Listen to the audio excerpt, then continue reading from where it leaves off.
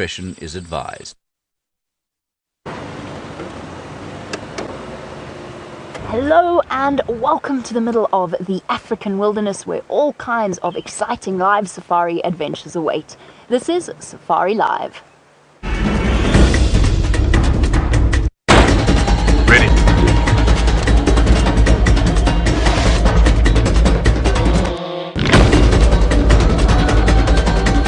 Standing by.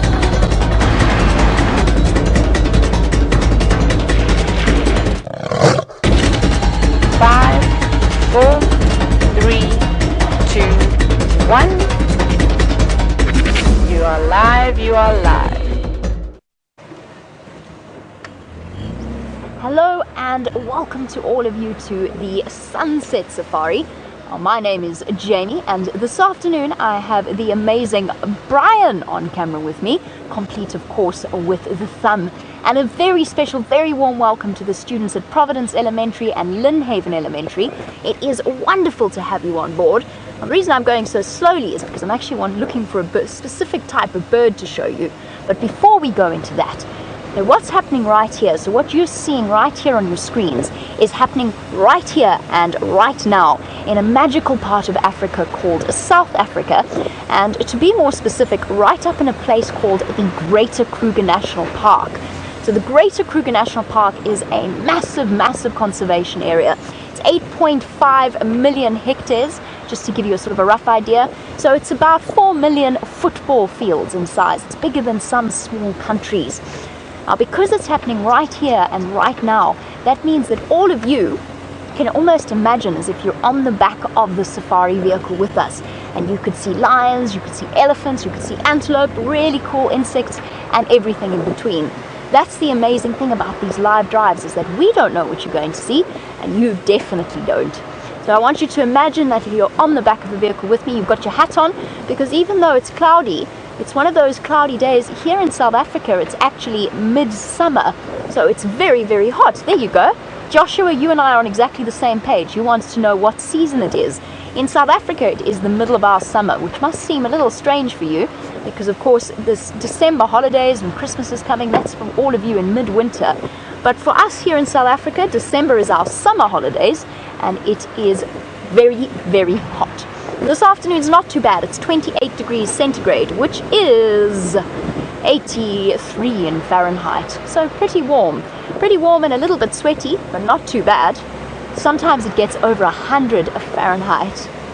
Now, India, welcome. You want to know what bodies of water are nearby.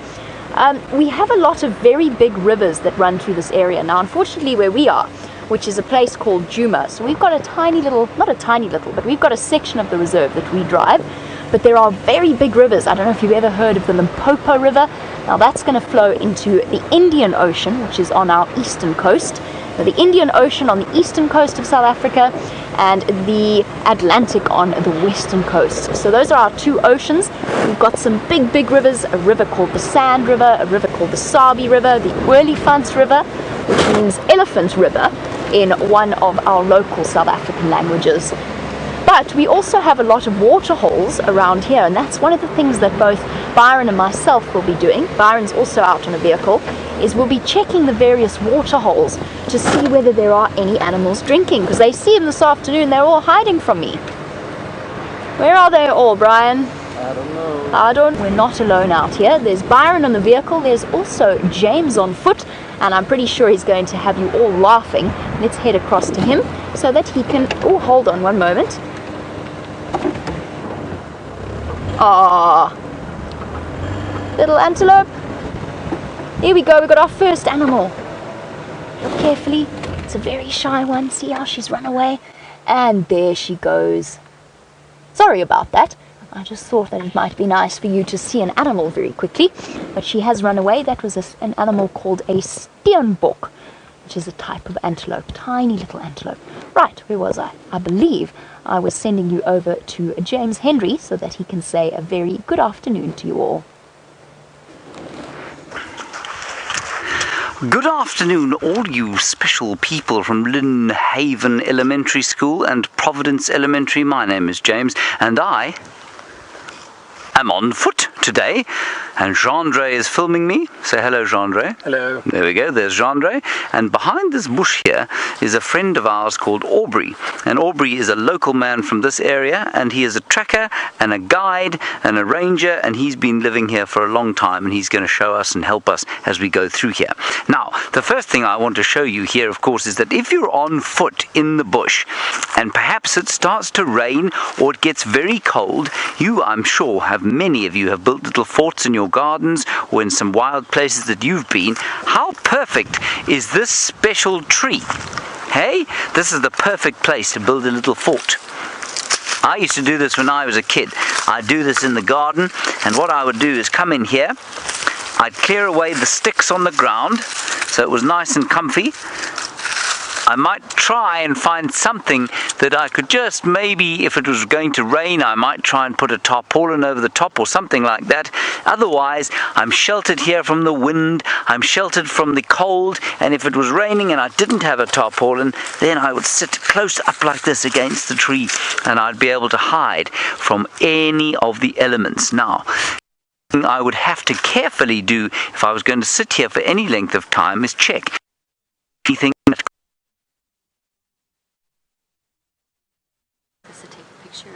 Yeah, sorry. Good afternoon, everybody. Officially, my name is Byron, and we have a big buffalo. Well, let's try that again, rather. We have a buffalo, and my name is Byron, and on camera this afternoon is Wiem. I hope you have had a lovely day so far, or that you are having a great day, and that's nice. I haven't actually seen a buffalo around for a while. Every now and then we get a glimpse of these big old bulls, and this one seems to be alone. I don't see any others at the moment around here.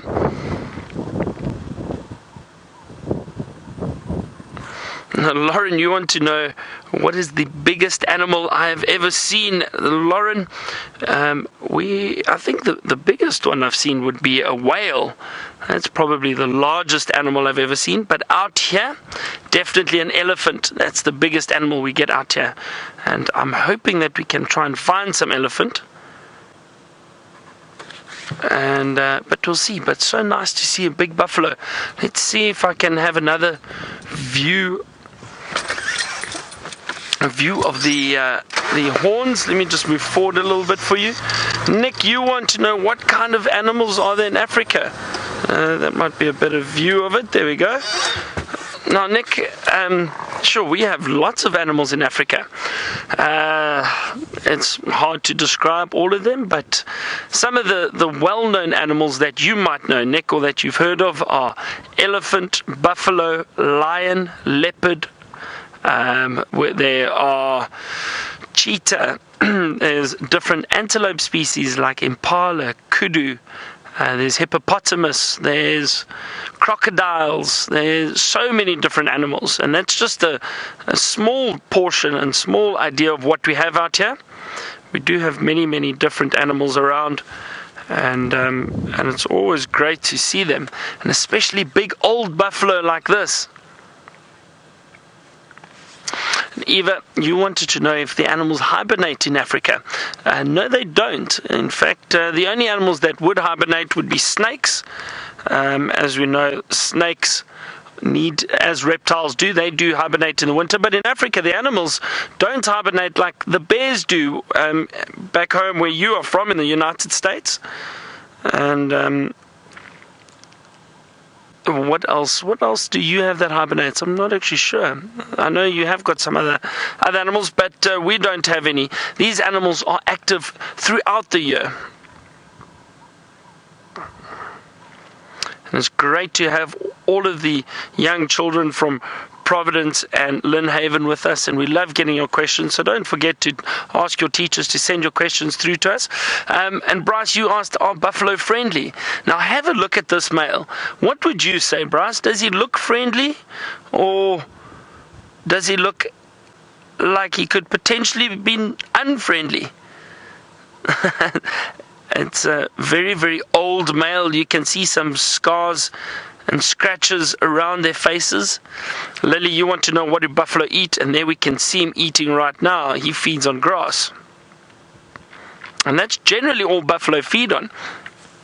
So we call them grazers. Now, a grazer is an animal that only feeds on grass. And the buffalo diet is predominantly grass. So that's what they feed on. But these old males often move around by themselves. Gus, you wanted to know how much do I think this animal weighs. Now, this big buffalo could be around 700 or 800 kilograms. Somewhere around there. Now, I'm trying to think in pounds. What's that, about 180, somewhere, probably 180, 190 pounds. No, I'm lying. 1,800 and 1,900 pounds. That's about it. That's what it would weigh. So very, very heavy. Now, he's disappearing in through the thicket. We're going to head back to my friend James, who's walking in the bush at the moment. I think I'll try and move. There's a very, very special little animal here, everyone, and it's a lizard. Now, a lot of people are quite afraid of lizards and afraid of snakes and such things like that. But out here, lizards are completely harmless normally. And you know what? I don't know what kind of lizard this is. We don't get very many of them here. And while we look at this special lizard, I'm trying to get a little bit closer so I can see it properly.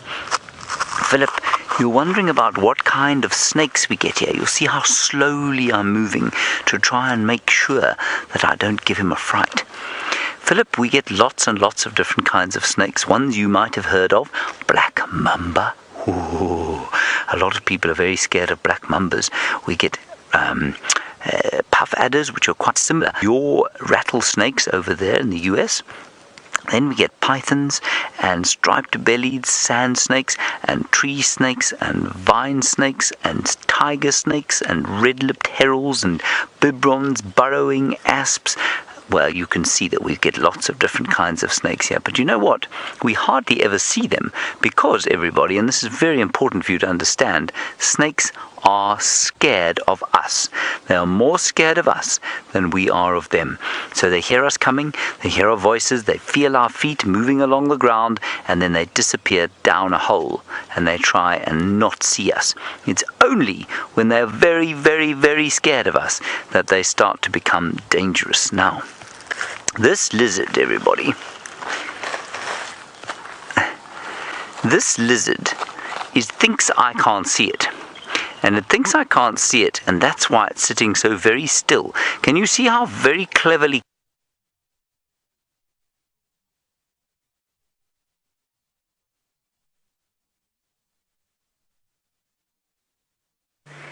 coming to us? Oh, perfect timing. It seems as though perhaps you lost James in the middle of his sentence, and we are sorry for that. But your timing, as I said, is absolutely perfect, because we've come across one of my favorite creatures. Look at it go! Look how fast it is! Now, this afternoon, we are on a mission to try and find a leopard, but what we found now is actually called a leopard tortoise, and they are one of my favorite animals. You know how tortoises are meant to be slow? Look how fast this little one's going. Run, run, run, run, run, run, run, run. Oh, now he's hiding behind a tree. Okay, should we try go around and see if he's popped out the other side?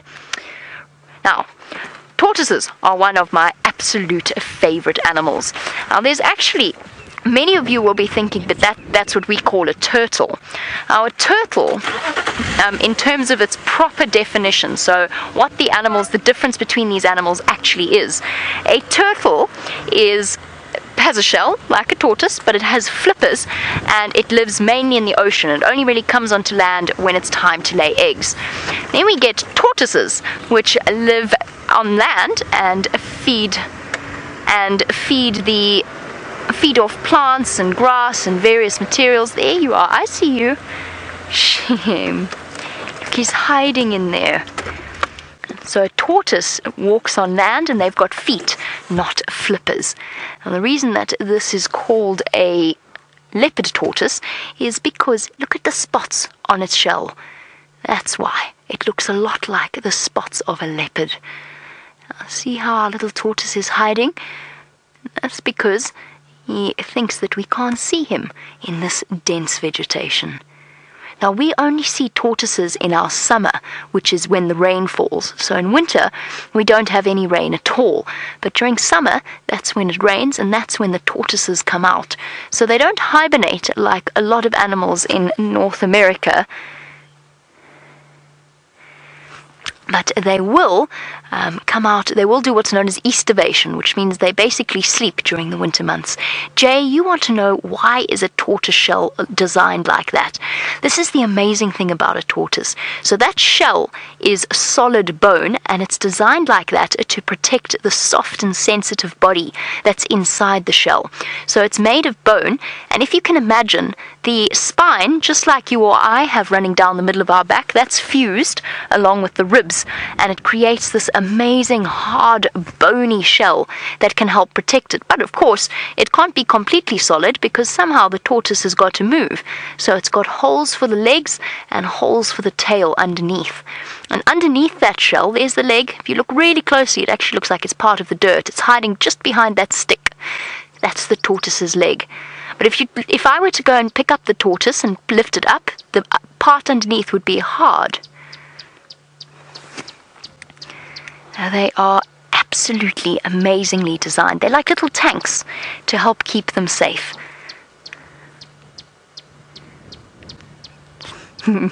Pretending we can't see it. Now, Anya, you want to know if tortoises are quicker than turtles. That is a very good question. I don't think so, no.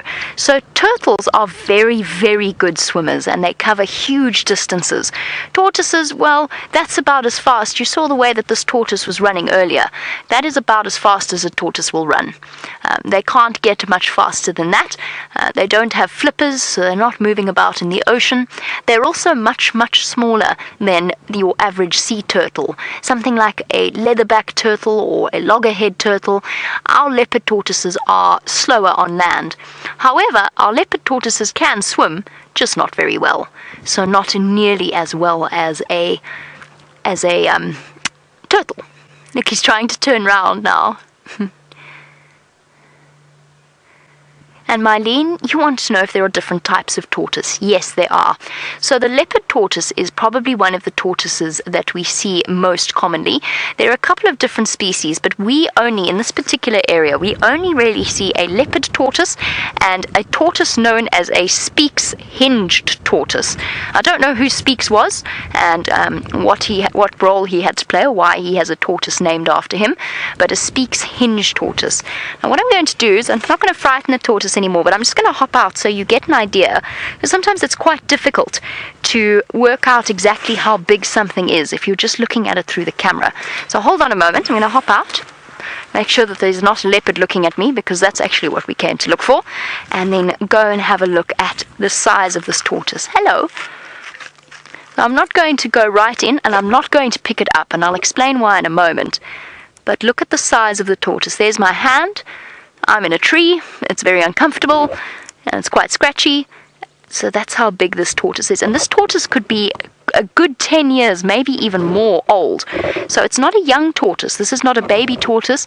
This is quite an old tortoise. They take a long time to grow. Would you like a snack, Brian? Would you like a snack? Yes, I think we should let me find some ripe ones for you. Now, you should never, ever, ever eat berries unless you know what they are. As it is, I happen to know that you can eat these berries, and so does Brian, because Brian will have had these before. They're called white berries because they're white. You know, sometimes people are not very good at naming things.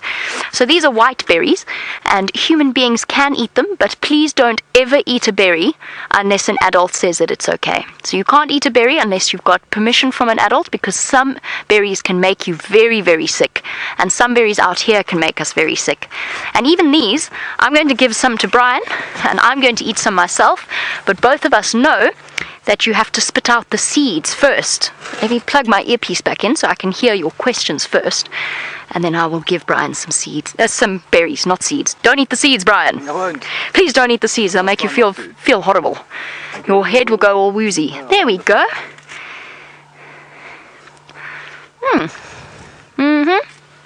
Not bad. And out go the seeds. Oof, here we go. Not quite ripe, are they, Brian? Oh, no, not quite ripe. Not quite ready to be eaten. Poof. Yuck. Lauren, you wanted to know, what do tortoises eat? They eat plant material. They eat plants, they eat grass, basically they're herbivores, they're vegetarians, is what tortoises eat. You might even find that perhaps this tortoise is enjoying a snack somewhere in the bottom there. Right, since our tortoise has decided to be shy, would you like to come on an adventure with me? But before we do that, Lynnhaven Elementary class, you all want to know, how old do tortoises get? Remember how we talked about different types of tortoise? Well, depending on what species of tortoise, it depends on how long they will live. But a leopard tortoise, how old do you think a leopard tortoise can get? Just quickly guess. Shout out a number quickly. A leopard tortoise can get to 70 years old. So as long as a human being, basically. 70. Not 17, 70 years old. And some tortoises, of course, in the Galapagos and other places in the world, they've lived well over 100 years. Just imagine how many things a tortoise has seen in its life. This tortoise, as I said, probably over 10 years old. Now, I'm going to go on an adventure and see if I can find a very, very exciting thing for you. In the meantime, let's head over to Byron and see what he's up to.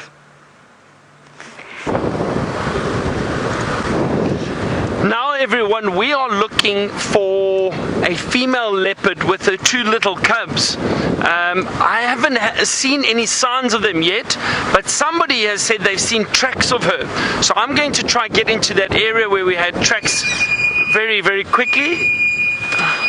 Hang on, I just saw an antelope off to the left I'd like to show you. And there we go, beautiful Nyalas. And there's a male and a female there. Look at that. Now, the female is the one on the left, and look how different she is to the male on the right. They almost look like they are two different animals, but they are the same species of antelope, and those are called Nyalas. Very funny name. It's spelled N-Y-A-L-A, Nyalas. And they are really beautiful. One of my favorite antelopes in this area. Beautiful white markings on the body, those stripes.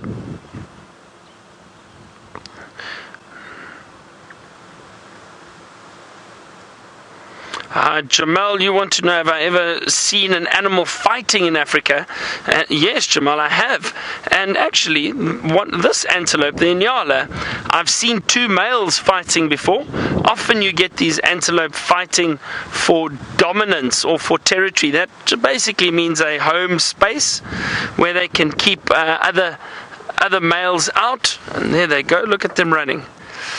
That's wonderful. So Jamal, I've seen many animals fighting. So some of these antelope, they do fight, and that's why they have their horns, so they can fight and challenge one another with their horns. I've seen leopards fighting. I've seen lions fighting. So I have seen a number of different animals fighting in Africa.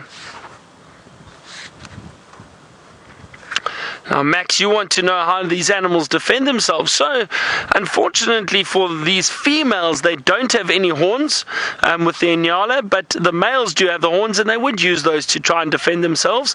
Those horns are very, very sharp, so the predators have to be careful of them. But what the females will do is they're very, very fast and agile, and they can move through very thick bush like this very, very quickly. As we saw, they can move very, very quickly. Anyway, I'm going to stick to our plan. Let's go and see if we can find that area where we have tracks of the female leopard with the little cubs. It's a lovely, cool afternoon, so perhaps they're quite active and moving around. It's not as hot. And I say that because when it is very hot, the animals tend to rest and they lie in the shade a lot more. They don't like moving around as much. Some of the antelope will still move around.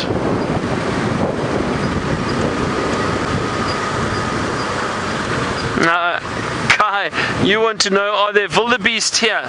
There are indeed wildebeest in this area. And we'll see, maybe we can find some for you this afternoon. We do see them occasionally, but not hundreds and thousands of wildebeest like you might be used to seeing in East Africa, in Kenya and Tanzania. There are plenty of wildebeest over there. We've got small groups, small herds, maybe 20 or 30 together at times, but we do have wildebeest around here. Alright, so I'm going to try and get into that area very quickly where there are tracks of a leopard. While I do that, let's head back to James, who's walking in the bush. It's very, very special to find this many reptiles on a drive, and you know why we're finding them, everyone? It's because it's warm, and there's a little bit of moisture around in the leaves, and there's some little puddles and ponds that the animals come and drink, and reptiles love it when it's warm. They don't like it when it's cold. And believe it or not, this reptile that we're looking at here, I think it's the same thing you were looking at with Jamie, is a leopard tortoise. And the leopard tortoise is a reptile in the same way as the lizard we saw is a reptile. Now what I'm hoping this one's going to do is eat this grass in front of us.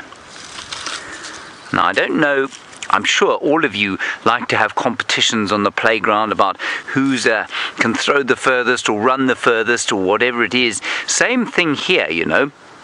Jamie and I and Byron, we love to say, well, you know, I found a bigger tortoise than you found. Do you think my tortoise is bigger than Jamie's tortoise, or do you think it's smaller than Jamie's? Look, I think this one is huge. It must be bigger. And this is one of the fun things that we can do out here. We can get nice and close to the animals, especially the animals that are harmless. Now this tortoise is completely harmless, but we don't want to give him a fright. You see how he disappears into his shell when he's getting a little bit of a fright? And I have to tell you, he don't smell so good. He smells a little bit, well, a bit like rotting meat. I don't know why he smells like that.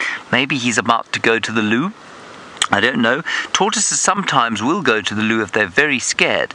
They will sort of make some poop, make some dung, and then they'll release that, and that'll hopefully frighten away any of the predators that they might have. Isn't he great? There he comes. Now, of course, I don't know if this is a he or a she, and the only way to tell would be to turn him over and look at his back. Or, I'll tell you what we can do. I can just look underneath here. I'm going to say that I think this is a male tortoise. And I think it's a male tortoise because he's got a very, what we call, these things here are called scoots, everybody. See that? He's got a very long scoot at the back there. And the females don't have a long scoot at the back. So I think he's probably a male. And maybe he's looking for a girlfriend. This is the right time of the year for a tortoise to be breeding and finding a girlfriend. Isn't that nice?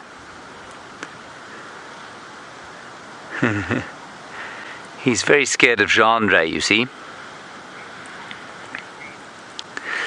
Oh no, Gus, you say that you think my tortoise is definitely smaller than Jamie's. Are you sure? Look, I'm going to put my hand on him. You can see how big he is. I think he's huge. Remember, my hand's a bit bigger than Jamie's, so if Jamie did the same thing, well, anyway, it doesn't really matter whether he's bigger or smaller. He's very magnificent regardless. Now, there was something else here on the ground I wanted to show you. Ah, here it is. Now, often, if you remember the little fort I showed you at the very beginning of the drive, often out here you have to be looking for things to eat. Things that might be quite nice to eat, or things that the animals might eat, but you've equally got to be very careful of things that might poison you. Now, there are two things over here. This thing is called Strychnos madagascarensis. In other words, it's called the black monkey orange. Now, it looks pretty harmless, but it's got something in it. It's got a poison in the fruit called strychnine. Now, what strychnine will do is make your heart stop. I'm not really going to eat it. So you've got to be very careful about what you eat out here. You've got to be extremely careful. You must know all the plants before you come into an area and decide that you're going to eat it.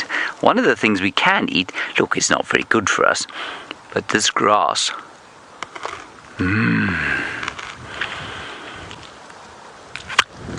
is delicious. It's called guinea grass, and it grows in the shade, and the animals love it almost as much as I do. Delicious. Look, the tortoise is starting to move. Let's have a look again. I'm going to move very slowly, remember, like we were doing with the lizard, because we don't want the tortoise to get a fright.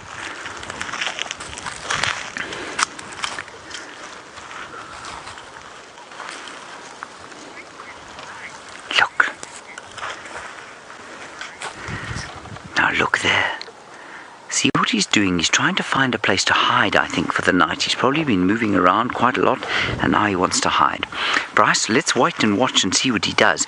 But you're wondering why the colours are so different here. I'm assuming you're saying from where you are, Bryce.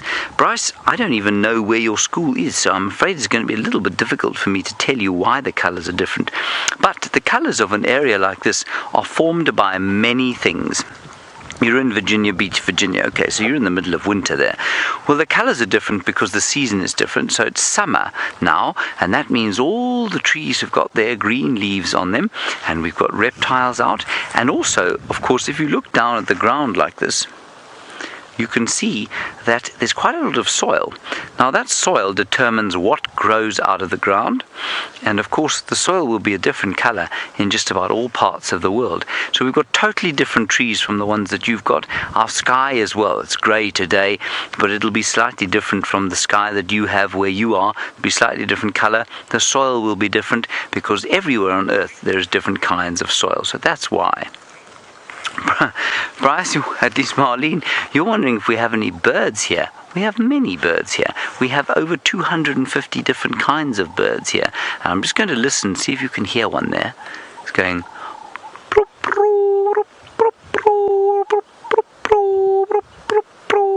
and that is the ring-necked dove. That's a very common bird. The reason you haven't seen many birds today on your safari is that there's quite a lot of cloud around, and the birds tend to like it only when it's sunny. They're a bit like us. They like to go out when it's sunny and warm. Okay, let's carry on walking, everyone. Now remember, you see, every time you stop somewhere, there's going to be something delicious. Look at that there. That's called an acria, everybody. Can you see it, Jandre? That butterfly is called a garden acria. Isn't that lovely? What he's doing, he's probably just come out of his cocoon, and he's just drying his wings before he flies off and looks for some flower nectar to eat. Now, of course, one of the things that is what we call limiting out here in Africa is water. We know that water is difficult to come by. So as we walk through here, I must answer Bryce's question. And it's a very good question. You want to know, do all the rivers here flow into the Indian Ocean? Bryce, your knowledge of geography is obviously very, very good indeed. You will find that when the rivers do flow, they eventually will end up in the Indian Ocean. So I'll tell you the path that water might take here. Down that way is a river called the Umlwamati. Now, it very seldom flows, but if there's a huge amount of rain, it might flow. So it would flow down south like that, and the Umlwamati would eventually flow into, I think it's straight into the Sand River. The Sand River then flows into the Sabi River. The Sabi River then flows, I think, into the Crocodile River, and the Crocodile River will flow eventually into a river in Mozambique and into the sea. So yes, a piece of water from here will go all the way down into the Indian Ocean. Bryce, that is the most brilliant question. Well done. Now, from water to something that loves to drink water, needs to drink water, might be drinking water. Let's go and find out what it is with Jamie. And these animals do love drinking water. Look at this, some elephant. I'm so happy. I was chatting about hopefully finding elephant, and I haven't seen elephant for quite some time. And now we've just bumped into two young males, it looks like, which is quite interesting. Usually we do see them in herds, but the young males split away from the herds at times. They're moving through quite a thick area trying to feed at the moment, which is really, really interesting. There's a lot going on here, which is wonderful. Oh, wow. Now, it It is so nice to see elephant, but I've seen something amazing that I would like to show you quickly, and it might just give me a second. I'm going to try reposition for us. And I'll show you why this was so wonderful, because this is the largest animal that we get in this area, and one of the smallest that we get here. Hold on a second.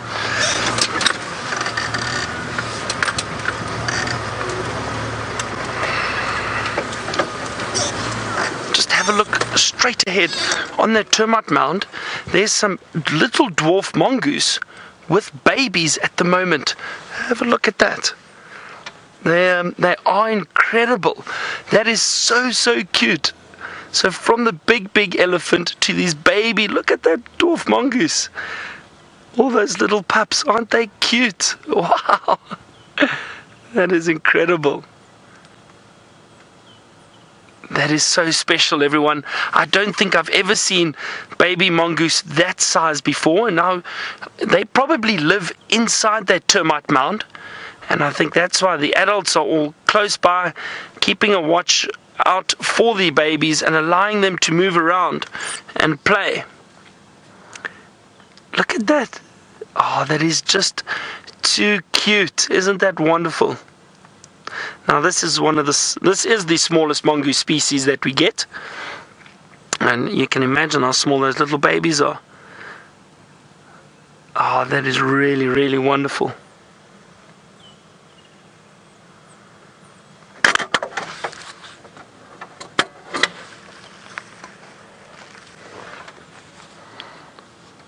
Everything's happening around us at the moment.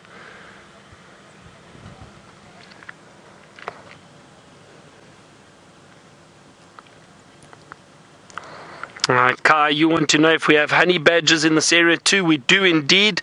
And Kai, I'll tell you a little secret, but that's my favorite animal, the honey badger. I love them. I really love them, but I haven't seen one for a long time. They're very shy little creatures, and we don't get to see them that often because they do generally come out at night, so it's not always easy to see them. Now I've got another surprise for you, so stay with me. Those elephants have moved off. I can't see them anymore. They've moved through some very thick bush, and they've moved off feeding. I'm so glad we did get to see them though. This was incredible, but there's another little surprise for you, and as I said, it's all happening around us now. Very exciting, and you are so lucky to be with us and seeing this. Now have a look at this. And I'm going to ask you to answer for me. So tell your teachers what animal you think this is. And hang on a second. There we go. I can see it. Just hold on.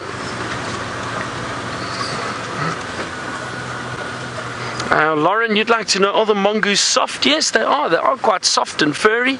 Very cute, wonderful little animals. Now, hang on a second. Hang on.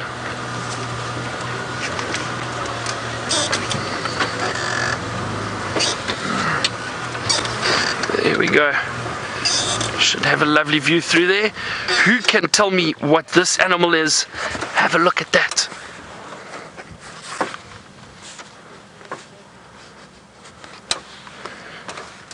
Sleeping on the termite mound, resting.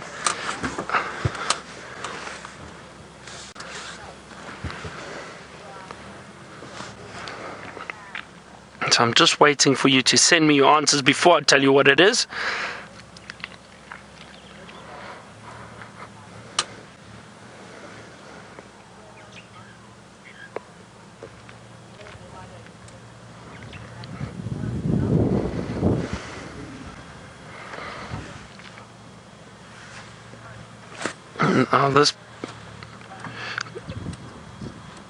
Now this beautiful animal has got a beautiful pattern on it, not quite whole dots or spots, but what we call rosettes. You can see that pattern, very beautiful. They're very well camouflaged. These animals are usually solitary. They don't move around with other animals of the same species. You might find if a female has cubs, that's the only time you will see them with others. Sometimes you might find a male and a female together for a short while, but generally they move around by themselves. That's what solitary means, so they are by themselves most of the time, which I suppose can get a bit lonely, but they do meet up with other animals at some point.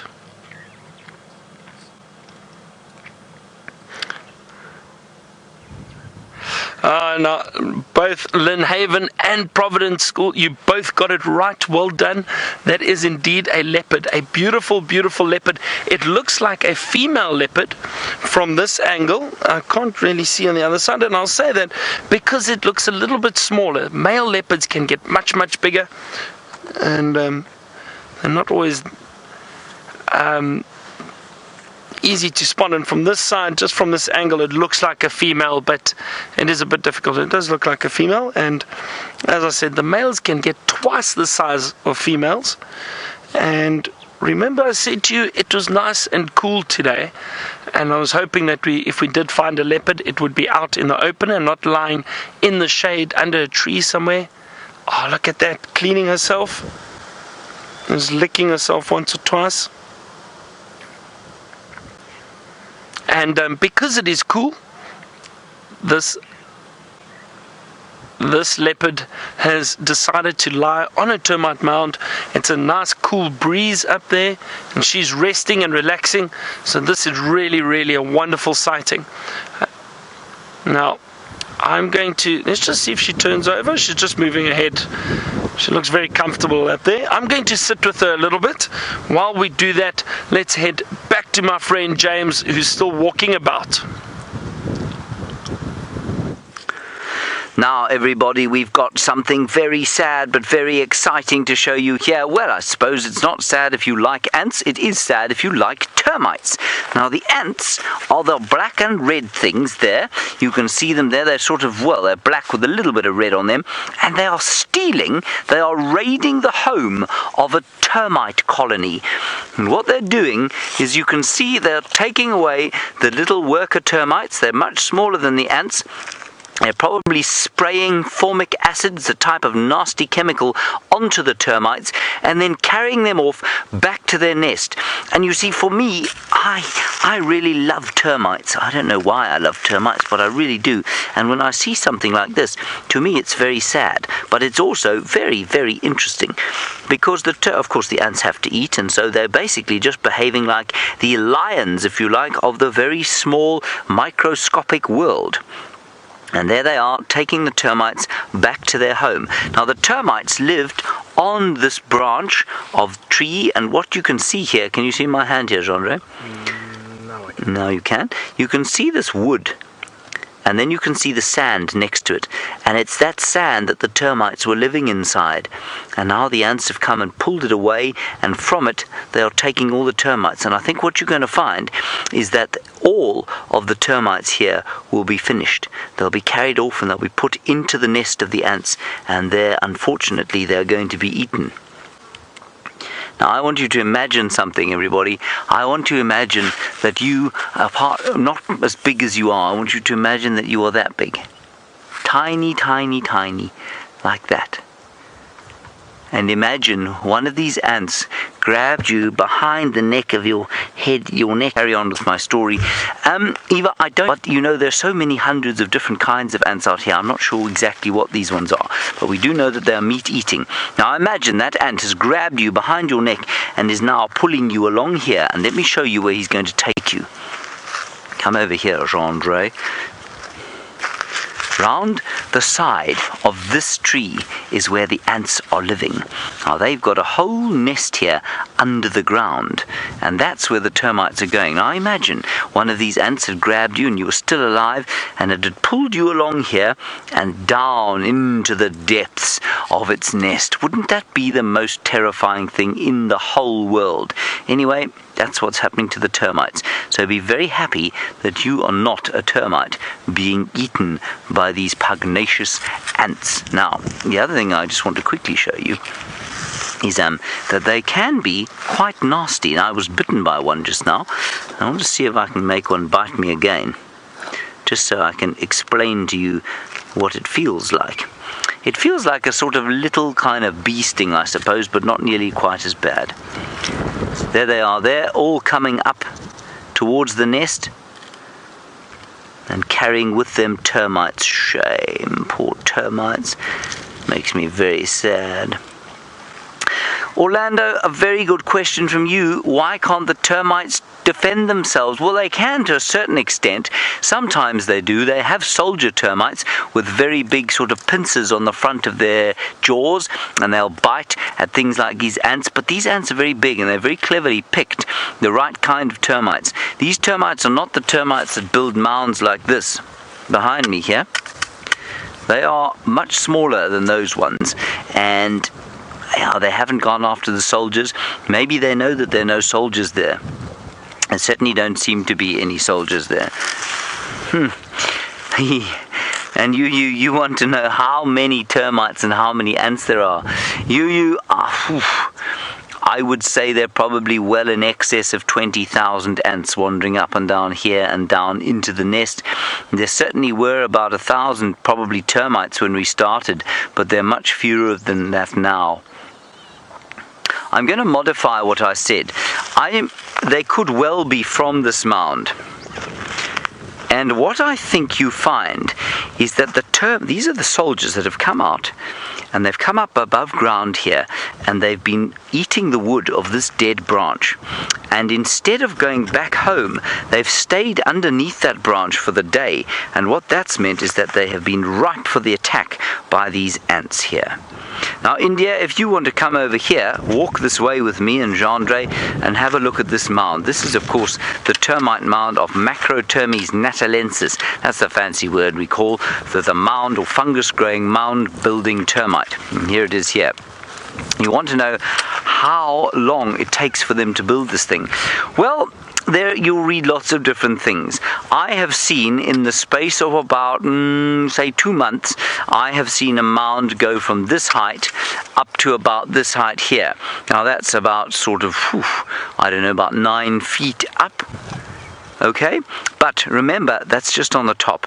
Most of the mound is actually underneath it. Now I'm going to ask Gendre to stay exactly where he is, and I'm going to walk around the mound. The mound is much bigger than the bit that you can see there. It's actually huge. So, India, how long it takes them to build a mound this large could be as long as 100 years. And remember, during that time, it's not always that there's only one queen inside the mound. The queen lays all the eggs, and she only lives for about 15 years or so. So if this termite mound is 100 years old, there have been a number of different queens that have lived through here. Well, I suppose just like a kingdom in the human world. Philip, you're wondering what the difference between a termite and an ant is. Interestingly, termites' closest relatives are cockroaches. Now, many of you will hate cockroaches, but that's the most closely related animal to a termite. Then, in terms of the ants, the most closely related animals would be wasps and bees. So they are very, very distantly related, and although they have a similar kind of movement, and I suppose superficially, which means on the surface kind of they look the same, they really are very, very different indeed. Righty, we're going to move away from this battle now in case we get caught in the middle of it. While we do that, let's head back to Byron and the Prince of Cats. Now, this leopard is still resting on the termite mound, and I just unfortunately can't see exactly which leopard it is just yet.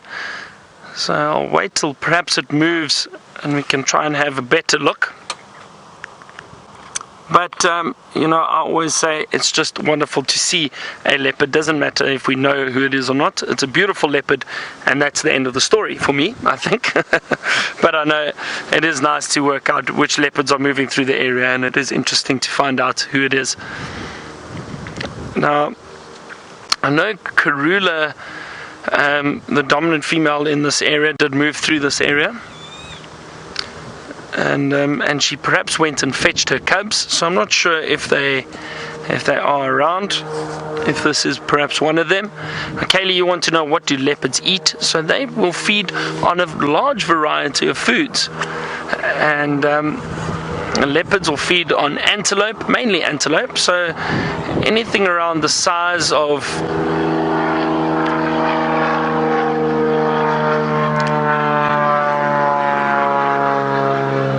it's just a plane flying over us. So anything around the size of a small Steenbok or Deka up to an impala. Some of the male leopards even go for much larger prey, like kudu or nyala that we saw earlier. So they've got a very wide variety of food that they feed on. Lauren, I've never seen an elephant eat or leopard eat an elephant. Elephants are far too big for leopards to hunt. However, if an elephant has perhaps died of natural causes or been killed by another elephant perhaps, then it's not impossible for a leopard to go and scavenge. That means it will possibly go and eat parts of the elephant or off the carcass. But in terms of killing an elephant, I think that's very, very rare, and I've never ever heard of that happening when a leopard has killed an elephant, even a young elephant, because the adults would always protect it.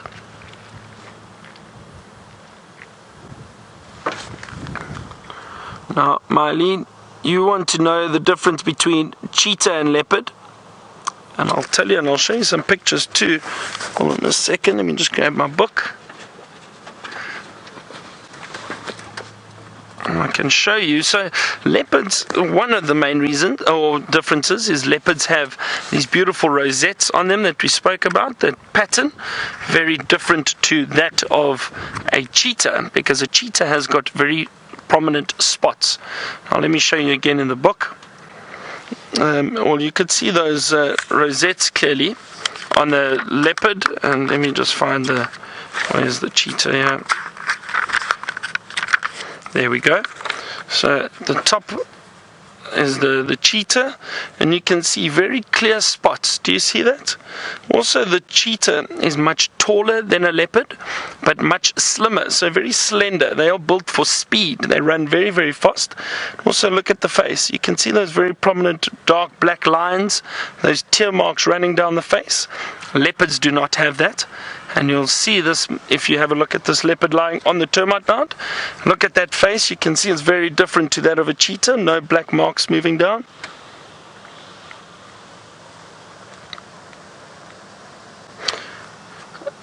Gus, leopards and cheetah are only related in that they are big cats, but they're not part of the same genus or species. And now that becomes quite difficult. That's very scientific, and it's all how they fit into nature and their genetic makeup. And like I said, it gets very, very complicated. So technically, no, they're not. They're not related, but they are big cats. But the cheetah are very different to the leopard. The leopards generally are ambush predators, so they move through very, very thick areas and try and hunt. Whereas cheetah prefer open areas, plains, where they can run down their prey and use their speed. The cheetah is the fastest land mammal. Now, Nick, you want to know how big can leopards get? Now, leopards can get to, a female leopard, for example, can get to about 30 or 40 kilograms, which is about 90 pounds, maybe 100 pounds, a big one. Whereas a male leopard can get double that, so about 180, 190 pounds. Now this one again, I'm just trying to have a good look to see if this is a female or if it's a young male. I still can't see properly. Very difficult with them lying on a termite mound.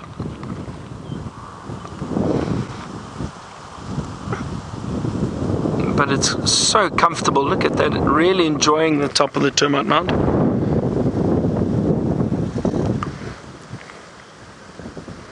And Joshua H, you want to know how big are the leopard's ears and do they have very good hearing?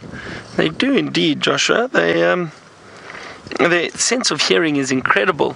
Now it's hard to describe how big a leopard's ears are, but if I have to show you, if you look at me, so about almost the same size as my ear, probably about that big, the leopard's ears. So they use that, and they can turn their ears so they can listen very, very carefully for any movement, any animals they might want to try and hunt.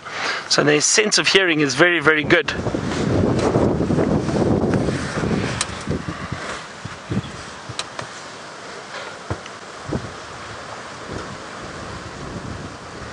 It looks so comfortable up there, doesn't it?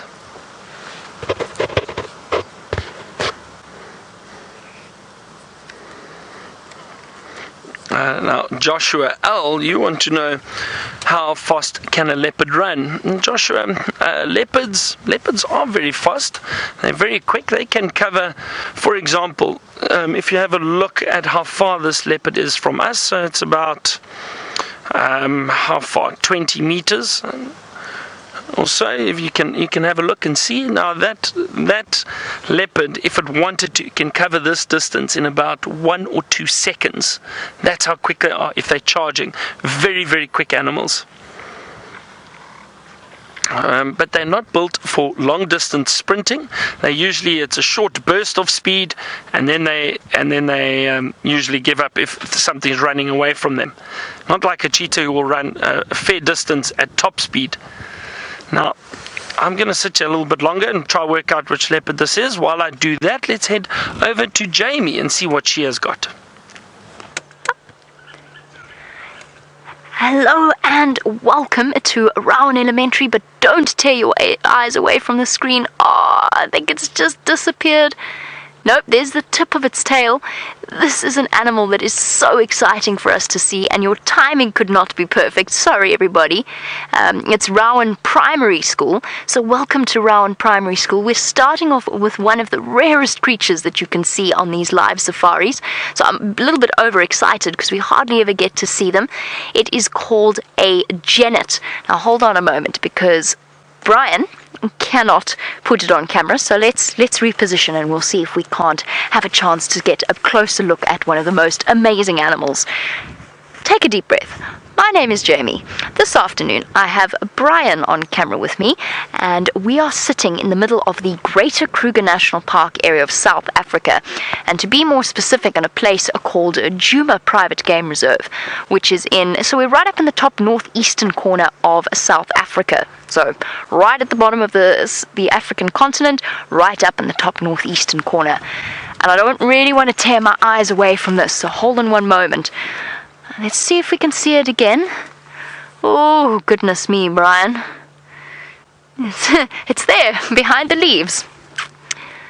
Okay, let's try and reposition. In other words, I'm going to drive in a little bit just to see if we can't see, because we are actually blocking up a main road, so I have to move off the road anyway. So let me see if we can't get a little bit closer and maybe see what it is. Now, a genet looks a little bit like somebody crossed a ferret with a snake. Not a snake, a cat. I don't know where snake came from. Looks a little bit like somebody crossed a ferret with a cat. And they are very secretive animals. They only come out at night, which is why it's quite unusual to see one right in the middle of our afternoon. And let me try. Oh, come on. Oh dear. Oh dear. Dearie me. See if we can't get a position that Brian can get you in there. I can't see it at all. Let's do one more scan of the tree. I'll turn off the engine so we don't shake too much. Where, oh where, could the spotted genet be hiding? Oh dear, unluckily I think we might have missed it. Which is just the way of things out here. We are in a place where the animals are 100% wild, so it's not like a zoo, it's not like an enclosure. These animals live in a massive area, a park that is larger than the size, or a reserve that is larger than the size of Wales. Quite a little bit larger than the size of Wales. So it is a really, really massive area with no fences, and the animals are completely wild, which means that sometimes we don't always get to see them. Where did you go? And Emma, you did get to see a tail. I'm so thrilled. I'm glad that you got to see the spots of the Genet's tail. You want to know how often we see Genets. I would guess and say, what would you say, Brian? Once every 2 weeks? Once a month?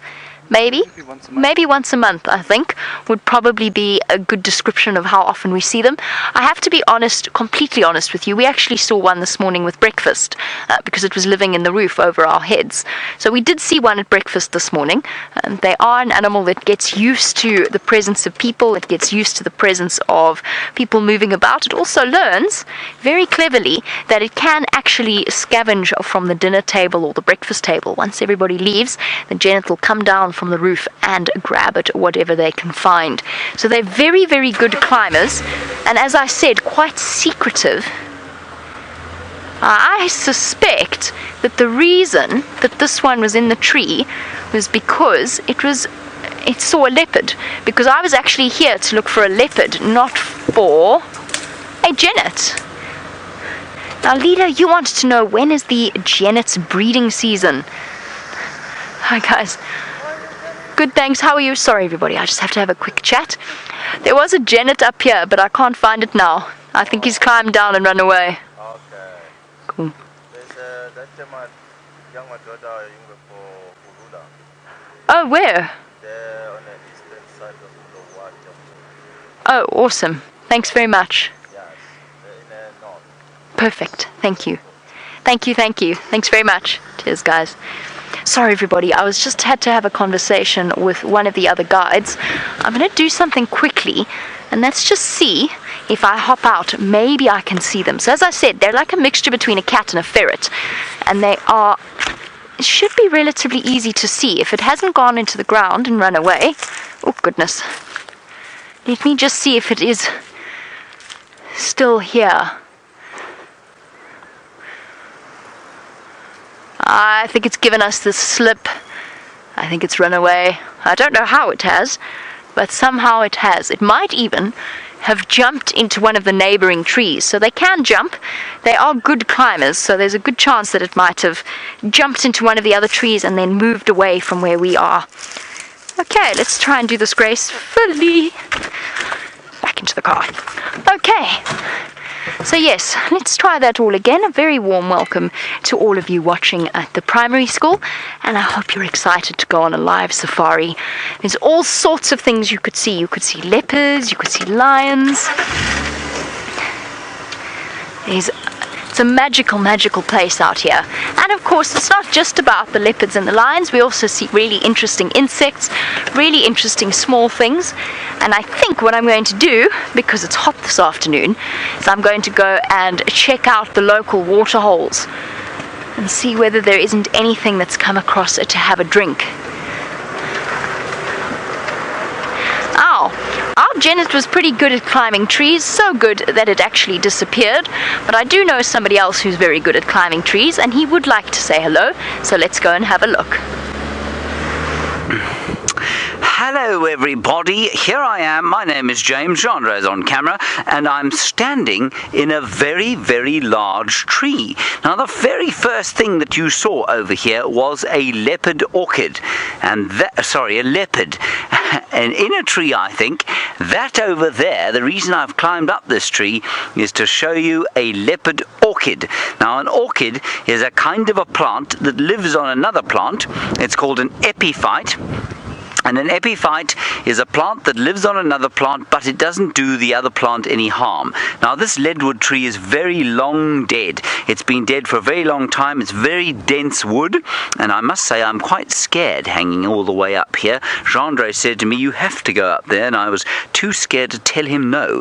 So I came all the way up here, and now I'm looking at this, and I can see the whole of this beautiful, beautiful landscape here. Off to the east I'm facing towards Mozambique in the east and the Indian Ocean. Behind me, the great Drakensberg mountain range of South Africa. Down to the south, you may have heard of Cape Town. That's off in that direction there. And up to the north, over there, the rest of Africa. Zimbabwe is the next country, then Zambia, and then probably Tanzania, and then Kenya, and then all the other beautiful countries of Africa stretching north all the way to the Mediterranean Sea. And you guys, of course, are in the States, I think, in America, which means you're pretty much in that direction there where I'm pointing off to the northwest. Isn't that amazing that we're all connected on one planet like this? Now, apparently you're all telling me to be very careful. You don't even need to tell me that once. I'm being very, very careful. I'm quite nervous. Anyway, I was hoping to try and get a piece. Ooh, there was a bird flying by there. I was hoping to get a piece of this leopard orchid because apparently they're quite nice to eat. Now, I've broken off one or two in my time and bitten them and chewed them, and they don't taste so good. But I will tell you a special local legend about them. And that legend goes like this. When you are lonely and perhaps you know a girl or a boy that you quite like, but they don't really like you, what you do is you come and you get a piece of that tree, of this funny little plant, and you chew it at full moon. It has to be at full moon. And then at midnight, you quickly get out of your bed and you go and you spit it out. And you say the name of the one you like, and she will immediately, or he will immediately start thinking about you. So remember that when the time comes for you to go a-courting, as they say. Now, Delilah, I think it's Delilah, you're wondering how often these things grow in these trees. Well, as often as they can, really. But the most interesting thing, of course, is that they produce their flowers around about now. As we go towards Christmas, they produce a beautiful yellow and brown flower, and that's why they're called a leopard orchid, because it looks like a leopard's fur. They're yellow with beautiful brown spots. Marvelous. Now, I have to try and get out of this tree now, so it could be quite extreme television that you're going to watch now. I hope I don't fall. If I do, my friend Aubrey is close by and he's going to help me with some first aid. He's got a whole lot of first aid equipment in case I fall out of this tree. So far we're okay. Okay, we're going to go back across to Jamie now, I think. In case I fall out, I don't want you to see that. I'll see you back on the ground, hopefully in one piece. Oh dear, I do hope that James manages to climb down the tree unscathed. Never fear though, because this isn't the first time he's been stuck up a tree, and it won't be the last. And if he does fall down, I'm sure he'll be well, maybe not totally fine, but I'm sure he'll be okay. Just goes to show, be careful of climbing up trees if you don't know that you're going to be able to get down. Once or twice, we've actually seen James climb a tree and then the branch snap underneath him, and he's fallen or nearly fallen out before. I hope that doesn't happen to him now. I hope he's picked a sensible tree. Right, let us turn in here and go and see if we can't check one of the nearby water holes. Now, I don't know whether or not you knew this, and I'm going to guess that perhaps you didn't, but South Africa's been in the grips of one of its worst droughts in the last 100 years. So last year, when we should have had at least over 500 mils of rain, we had just over 150. So that is a fifth, basically, of what we should have got. Or just over a fifth of what we should have got. And as a result, the animals have been really struggling. And it's not just the water, it's also the fact that without any rain, the grass doesn't grow, the trees aren't growing as well, they're not as healthy. And for the animals like elephants and buffalo and zebra, all of the animals that have to feed off the plants out here, that means that they face a really, really tough situation because there's not enough food for them. Now, luckily, it has started to rain over the last few weeks and the last few months, so it seems as though at least the drought has lifted a little bit, or at least the animals have had a bit of relief. But there was a time a couple of weeks ago where we were driving around and there was no grass at all. It was just dust. So it's lovely to see that the grass has sprung back up. However, it's been a while since we last had any rain, which means that there's not that many puddles, and it also means that that when it gets hot, like on an afternoon like this afternoon, the animals have to go and drink at water holes. So we're going to go to one of the closest water holes now and just see whether anything's coming to have a drink. And Vivian, you wanted to know what the rarest animal is that we've seen. The rarest animal that you can see out here is an animal called a pangolin. Now, a pangolin is basically a scaly anteater, and it essentially, I don't know if you know artichokes, you must know what an artichoke is. If you've ever seen an artichoke, a pangolin kind of looks like somebody animated an artichoke. So it's this tiny little brown creature with scales covering its body, and it moves about catching and eating ants, and it likes a particular type of ant called a pugnacious ant. Now, the reason that pangolins are so rare is actually really very sad.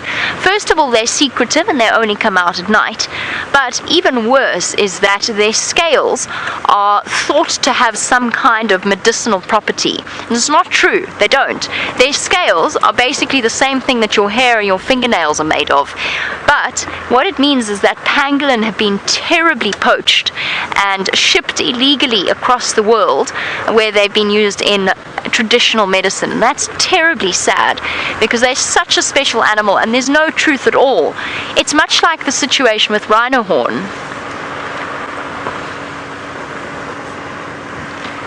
It is utterly tragic. Okay, we're just going to come up to the water hole now.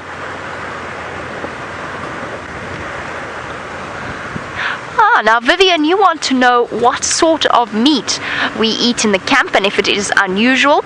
Not particularly, Vivian.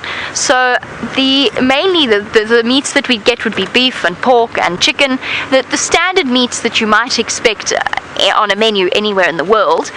There are, however, occasionally there's times where venison is ordered, and it will be South African venison. So it will be things like an impala or a kudu or warthog.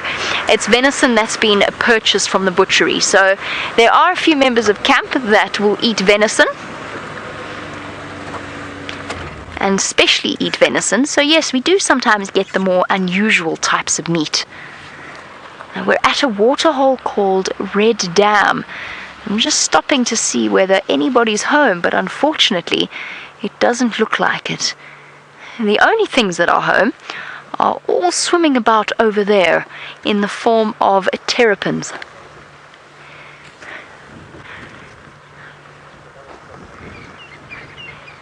Every now and again, look there, see, there's a head. All of them popping up. I have to admit, I was hoping, although I'm very glad to see some terrapins in this particular waterhole. A terrapin is a mixture between a tortoise and a turtle, by the way. But I was hoping that perhaps some elephants might be coming down to drink. Lucy, you want to know, is it true that elephants will eat salt or go after salt? Yes, that is absolutely 100%. Ooh. Let's try not to roll into the waterhole.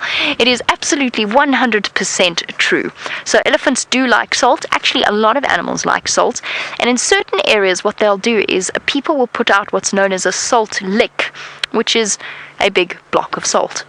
And the animals will come and lick at it, because obviously the minerals that are in salt are important in all of our bodies, animals' bodies, as different things, whether it's because it's for your nerves or your muscles or the rest of your body. They need those minerals. Now, if there's no salt licks, what do you think the elephants do? There's only one thing they can really do, and that's to go and find salty rock and lick it. Now, antelope will go and lick it. Elephants will actually kick it until it breaks, because the salty rock is usually quite soft. Then they'll grab it with their trunk and they'll put it in their mouths and they'll eat dirt. It's called, the official name for it is called geophagy, which means the process of eating dirt. And they do it specifically for salt. What's amazing about elephants, and this is a story I'm sure many of you will have heard, is the fact that elephants have such amazing memories. They know where to go and they know where to find the best salt. That's what I always find incredible. Okay, let's go see what else we can find.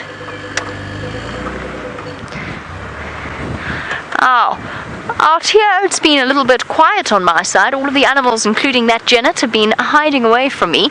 But it seems as though Byron has had slightly better luck. So let's head over to him for a surprise. We're still sitting with this beautiful leopard, and we've had a closer look. This is a young male leopard, and a very good afternoon to Rowan Primary School. Lovely to have all of you with us. Don't forget to send us your questions. Now, I've been sitting with this leopard for quite a while. It's a young male leopard. We think, I know he's just under a year old, and I'm not sure where his mother is at the moment. She sometimes leaves these young leopards to go off and hunt, provide food for them. Now, he has got a sibling, female, in fact, so it's a young male and female. I don't know where she is. She's possibly with the mother somewhere, and I've got a feeling they're somewhere in this area. I'm not too sure where though. This young male has been spending a lot of time on his own, not far from the mother, but he's been lying up on termite mounds and in trees, kind of exploring a little bit, as young males do. But we are so lucky to be able to see them and spend time with them, because they are very elusive, and that just means that they're very difficult to find. They can hide very, very well, and they can disappear in a bush very quickly if they don't want to be seen. But fortunately, this young male is very comfortable with us being around him at the moment.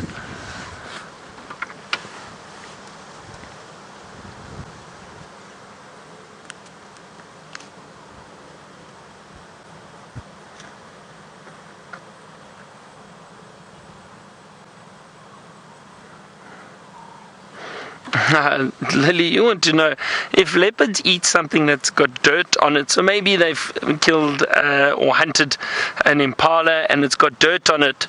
Would the dirt be bad for them? No, probably not.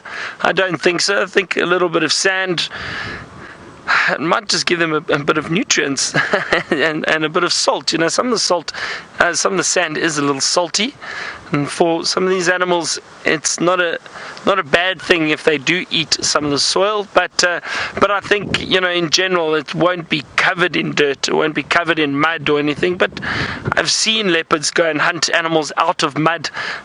So if they really have to, they'll eat some of it, but obviously try and avoid it if there's too much on it. But a bit of sand or dirt, it won't make too much of a difference for them.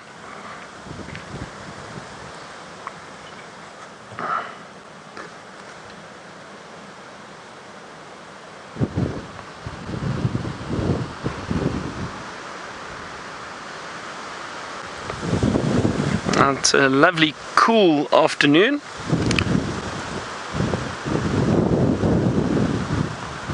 And I think because of this cool weather, that's why that leopard's so happy with lying out in the open for us. Now, Rosie, you want to know how long are leopards pregnant for?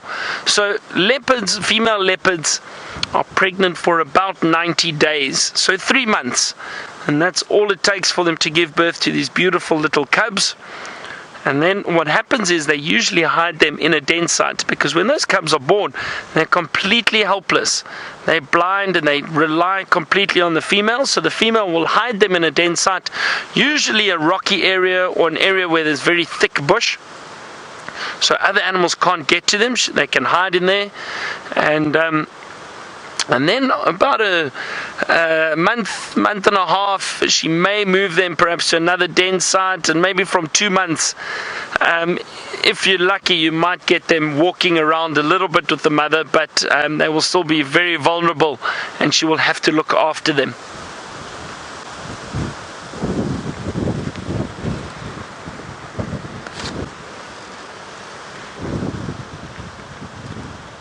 Oh, Harriet, now you've asked an interesting question. You want to know, what is a leopard's best sense? Now, Harriet, I think if I had to guess, I would say leopard's best sense is probably their sense of smell, I think. And I'll tell you why I say that. Their eyesight is incredible, their hearing is incredible, but I think their sense of smell, being able to find other leopards, to be able to find food, they can pick up on the scent of anything that's walked in the area, and I think that is probably their best sense. Very, very good. Much better than ours, that's for sure.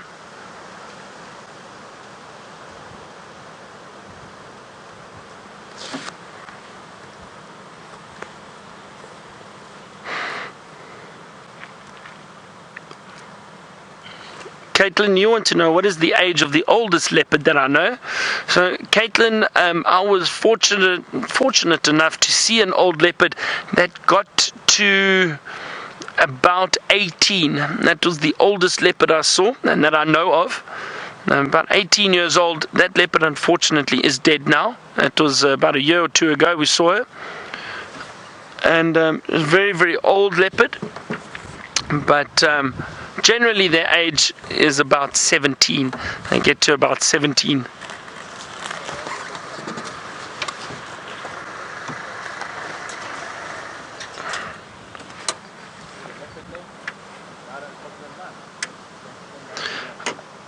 Serena, very good question. You say, is it true that we can identify the leopards by their spots close to their whiskers? And we can indeed, but it takes a lot of time and effort to really have a good look, and you do need binoculars and you need to zoom in.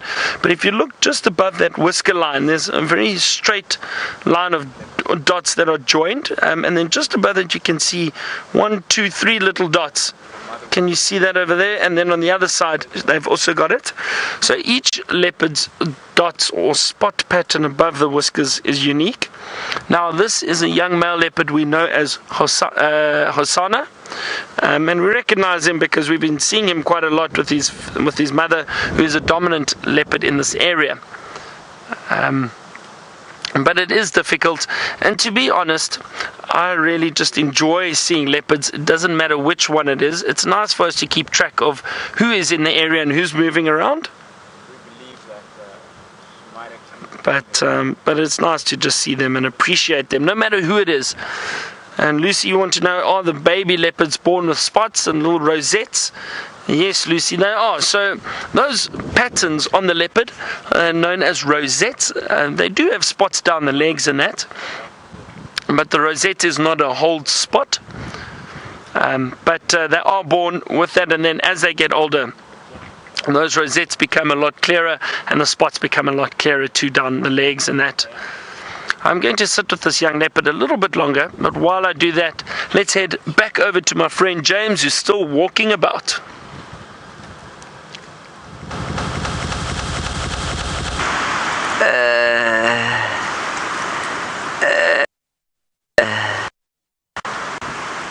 I'm just kidding. I got out of the tree absolutely fine, everybody, so don't worry about it. Now, we had a quick question from Lucy, who wanted to know, do they only grow in dead trees? I think that was the question about the leopard orchid. The answer is no. They often grow in living trees, but they quite like those dead ones as well, especially trees where there's a bit of a hole in the middle of the branch there. So that was a dead tree, and because it's been dead a long time, can you see how hard the wind is blowing? Because it's a dead tree, it's got the soft wood in the middle of the tree is got a little bit soft, and sometimes fungus gets inside there, and that makes it much easier for the orchid to grow. Now I've got another interesting plant here to show you. This is called Leopard Orchid. No, it's not. It's called a baboon's tail, and the baboon's tail, everybody, is called a baboon's tail because it looks like a baboon's tail. But what's interesting as we watch the storm sort of approaching us is these leaves. These leaves yesterday were green. They were bright, bright green. But as soon as the water starts to sort of go away from the surface of the earth, they go brown immediately. And as soon as the water comes, so this around much at all, it will bring up water, suck the water, and it will go green.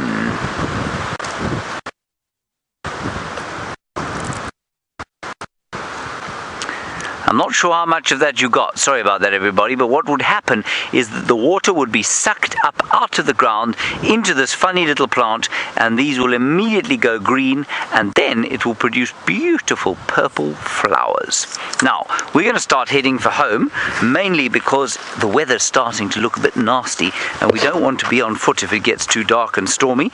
This hat here fell off Jandre. Let's put it back on his head. Thank you, James. And on we go. Lily, you're wondering if we've ever been attacked while walking or in the car.